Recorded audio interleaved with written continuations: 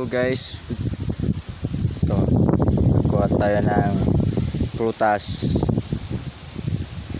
ato grapes, obas to obas. Tatawagan natin yung alaga natin. Ayun, ayun, ayun, tatawagan natin si Meme. Tatawagin natin kasi mainit na eh, mababalad siya dyan eh. Baka iba din, buntis naman siya oh. Ayun oh, init na init to. Sa sakripisyo sa init, makakain lang. Kaawa naman ang alaga ko. Me, tawagin na natin si Me. Me, Me, Me, Me, Me, Me, Me,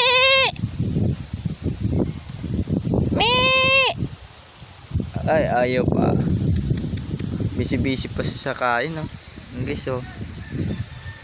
Busy pa siya sa pagkakain, no? Gutom na gutom, oh. Buntis kasi, kailangan ng pagkain para mabuhay ang anak niya sa tiyan.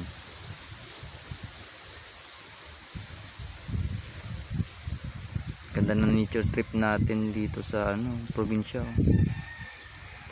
Magandang tanawin, no? Magandang bundok. Malayo lang sana. Ayun, si Me. Me! Me! Me! Mainit dyan. Ayun, protos Me! Me!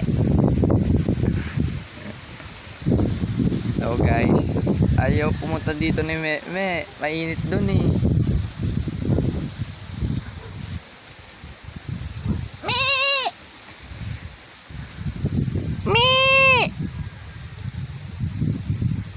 Me! Ayan o, busy oh. Ayaw pa talaga pumasok dito. Ayun guys, mamaya lalapit yan. Pag nainitan yan guys, lalapit yan mamaya.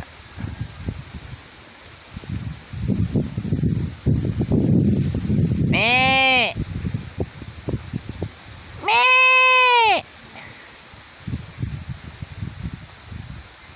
Ayaw guys. Paano na yan? Mamaya na lang.